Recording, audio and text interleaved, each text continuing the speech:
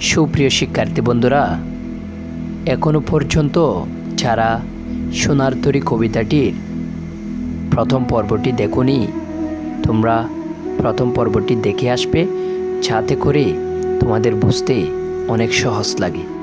আজকে আমি আলোচনা করব সোনার তরী কবিতার দ্বিতীয় অংশ নিয়ে। যারা আমার চ্যানেলটি এখনো পর্যন্ত সাবস্ক্রাইব করোনি, তোমরা কষ্ট করে সাবস্ক্রাইব করবে।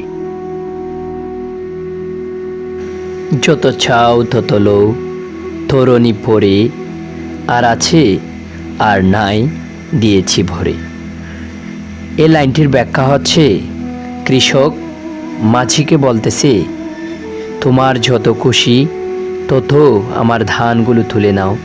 তরণী শব্দের অর্থ নৌকা। তরণী শব্দের অর্থ কি? নৌকা। তোমার যত ইচ্ছে তোমার নৌকার উপর আমার ধানগুলো তুলে নাও। এরপর ধানগুলো তোলার পর মাঝি কৃষককে বলতেছে, আর আছে? কৃষক বলল, আর নাই দিয়েছি ভরে, সব কিছু ভরে দিয়েছি, অর্থাৎ তোমার নৌকার উপর তুলে দিয়েছি। এত খাল নদী খুলে, জাহালয়ে চিনু ভুলে, সকলে দিলাম তুলে থরে বিথরে। কৃষক বলতেছে, এত কাল ধরে নদীর কূলে বসে আমি যে ধানগুলো উৎপাদন করেছি, যে ধানগুলো নিয়ে আমি সাধনা করেছি, সব কিছু তোমার নৌকার উপর তুলে দিয়েছি। কিভাবে তুলে দিয়েছে? থরে ভিতরে। কিভাবে তুলে দিয়েছে? থরে ভিতরে। অর্থাৎ থরে ভিতরে শব্দের অর্থ সাজিয়ে গুছিয়ে। সাজিয়ে গুছিয়ে আমি যে ধানগুলো উৎপাদন করেছি, সব কিছু তোমার নৌকার উপর সাজিয়ে গুছিয়ে তুলে দিয়েছি। এরপর কৃষক বলতেছে, এখন আমারই লো করুণা করে। ধানগুলো তুলে দেওয়ার পর মাঝিকে বলতেছে, দয়া করে তোমার নৌকার উপর আমাকে তুলে নাও। এই লাইনটার ব্যাখ্যা হচ্ছে, কৃষক বলতে এখানে কবিকে বুঝিয়েছেন। এটা দ্বারা কবি নিজের অবস্থাকে তুলে ধরার জন্য কবি বলতেছে, কবি মাঝিকে বলেছেন, তোমার যত খুশি আমার ফসল বা সাহিত্যকর্ম তোমার নৌকার উপর তুলে নাও। এখন মাঝি কবিকে জিজ্ঞেস করতেছে, আর কি আছে? কবি বলল, আর নেই। এতদিন ধরে, এত কাল ধরে দুনিয়াতে থেকে যে সাধনাগুলো করে, যে সাধনা করে আমি সাহিত্যকর্ম সৃষ্টি করেছি, সব কিছু তোমার নৌকার উপর সাজিয়ে গুছিয়ে তুলে দিলাম। এখন দয়া করে, কবি মাঝিকে বলতেছে, এখন দয়া করে আমাকে তোমার নৌকার উপর তুলে নাও। আশা করি বুঝতে পেরেছ। এরপর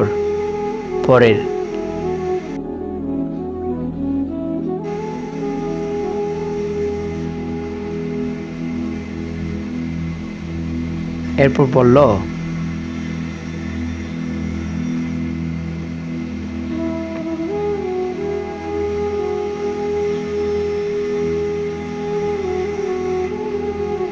ঠাই নাই ঠাই নাই ছুটুছে তরি, আমারই সোনার ধানে গিয়েছি বরি। এরপর কৃষকের কথা শুনে মাঝি বলল, আমার নৌকায় জায়গা নাই, কেননা আমার নৌকাটি অনেক ছোট। আমারই সোনার ধানে গিয়েছি বরি। এখানে আমারই বলতে তোমারই সোনার ধানে গিয়েছি বরি, অর্থাৎ আমার ছোট নৌকাটি তোমার ধানে ভরে গিয়েছে, এখন তোমাকে নৌকার উপর তুলতে পারবো না। শ্রাবণ গগন ঘিরে, ঘন মেঘ ঘুরে ফিরে, শূন্য নদীর তীরে রহিনু পড়ি। অর্থাৎ শ্রাবণ আকাশে চারদিকে মেঘগুলো ঘুরতেছে, এমন অবস্থায় শূন্য নদীর কাছে, অর্থাৎ একাকী অবস্থায় নদীর তীরে কৃষকরূপী কবি বসে আছেন। জাহালয়ে যাহা ছিল নিয়ে গেল সোনার থরি। অর্থাৎ কৃষক বা কবি যেগুলো সৃষ্টি করার জন্য কষ্ট করেছে, অর্থাৎ ধানগুলো উৎপাদন করার জন্য কৃষক যে কষ্টগুলো করেছে, সবগুলো সোনার থরি অর্থাৎ সোনার নৌকা নিয়ে গেছে। এই লাইনটির ব্যাখ্যা হচ্ছে, মাঝি কবিকে বলল, আমার এই ছোট্ট নৌকায় তোমার জায়গা নেই, কেননা আমার নৌকাটি অনেক ছোট। তোমার সোনার দানে অর্থাৎ তোমার সাহিত্যকর্মে আমার নৌকাটি ভরে গিয়েছে। তারপর সেই মাঝি নৌকা নিয়ে চলে গেল। আর শূন্য অবস্থায় একাকীভাবে কৃষক বা কবি তার ফসলগুলো বা সাহিত্যকর্ম নৌকায় তুলে দিয়ে খালস্রোতে ভাসিয়ে নৌকাটি চলে গেল এবং নদীর তীরে একাকী অবস্থায় পড়ে রইল